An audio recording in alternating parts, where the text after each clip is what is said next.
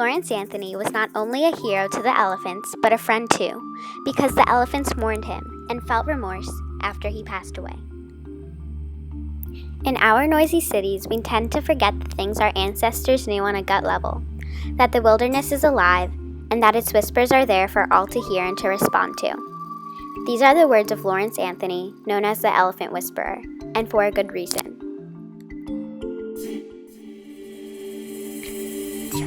In 1999, while sitting on his porch with his wife Francois in a game reserve he owned in South Africa, he received a call that would change his life forever.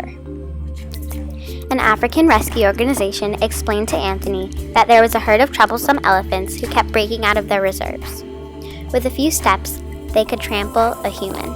If Anthony didn't take them, they would all be shot.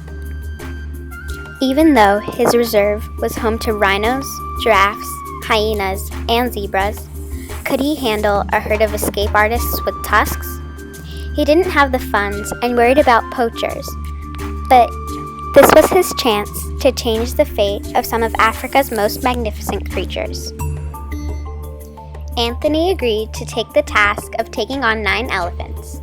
He faced another obstacle. He had to build 20 miles of sturdy fence in under 2 weeks. He even had to find skillful workers to complete this laborious job. Lawrence and his friends were also worried about the elephants eating or trampling their crops. Lawrence wasn't even close to being finished with the construction of the fence when the rescue company called and explained the elephants couldn't wait any longer.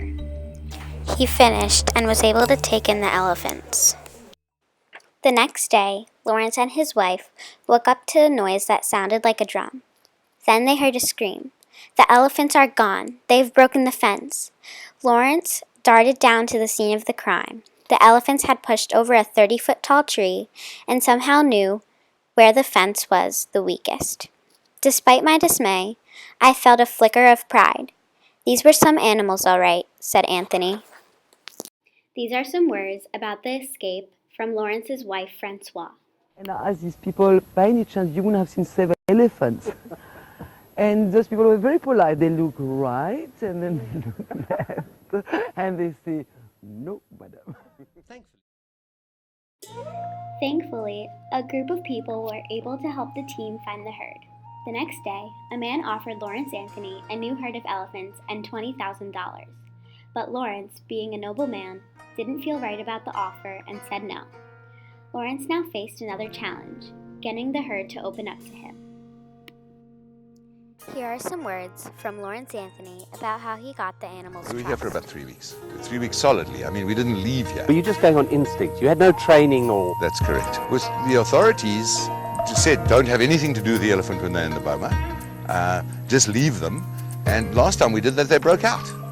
So I figured, somehow they have to learn to trust at least one human being. Lawrence decided that the best way to tame the elephants was to let them roam over the reserve.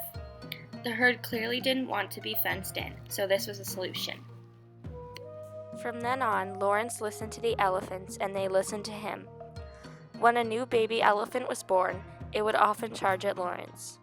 But the matriarch named Nana would stop the baby elephant before any harm could be done. The elephants looked out for each other and always seemed to protect themselves. At first, Lawrence had to stay far away from the herd to stay safe. But the matriarch, or the dominant elephant, reached his trunk out to represent peace and trust. All was well, but then peace was interrupted when the war started in Iraq. On March 19, 2003, Lawrence Anthony was at his home in the Thula Reserve watching the news as a herd of elephants passed by. The news was reporting on the ongoing war in Iraq with the U.S., missiles raining down just 4,000 miles away. He knew he had to help the animals, as he was a conservationist. Though he had no game plan, Lawrence arrived at the Baghdad Zoo just a week later after he heard the news. He described the zoo as a mess. There he stood, in a place where there used to be 650 animals, and now there are only 30 because of starving citizens who took them to eat. Lawrence then nurtured the remaining animals back to health, and then the zoo reopened.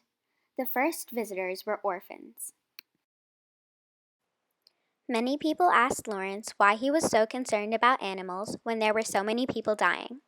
His response was, "You can't separate man from the animal kingdom. We have ethical responsibilities. If we were going to cage wildlife, we have to take responsibility." After the zoo rescue, Anthony went on to write 3 best-selling books about the zoo rescue and his elephants, donating the money to his work at the reserve. Sadly, on March 2nd, 2012, while on Thula Thula, Lawrence Anthony died of a sudden heart attack. But his wife Francoise wasn't the only one who mourned. The world was stunned when news reports surfaced that 2 packs of elephants made a 12-hour trek through the bush to mourn a man who saved them. As Anthony's son Dylan explained, the elephants had not visited the house for a year and a half, and it must have taken them about 12 hours to make their journey. The first herd arrived on Sunday and the second herd a day later. They all stayed for 2 days before making their way back to the bush. Today, Lawrence Anthony's work continues. His herd of 7 troublesome elephants has grown to 32 elephants living safe from harm. Across the world, an elephant is killed every 15 minutes, more than 35,000 a year. In addition to the elephants, Thula Thula is saving rhinos from poachers with radical measure by infusing their rhinos' horns with a special solution. If the horn is cut off from the animal by a poacher, it changes the color of the horn, making it unsellable on the market.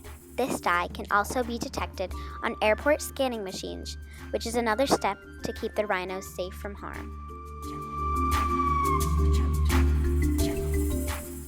Some people say Lawrence Anthony just saved animals, and that is his contribution to history is small. But we are all connected, and animals play an important part in our world to keep the balance of diversity on the planet. And as Anthony said, all life forms are important to each other in our common quest for happiness and survival. There is more to life than just yourself, your own family, and your own kind. Lawrence Anthony was a hero, a voice for the animals who had no voice. He explored places where other people didn't dare to go. He encountered wild animals with compassion, curiosity, and respect, instead of aggression and fear. He exchanged a bond with them that few humans understand.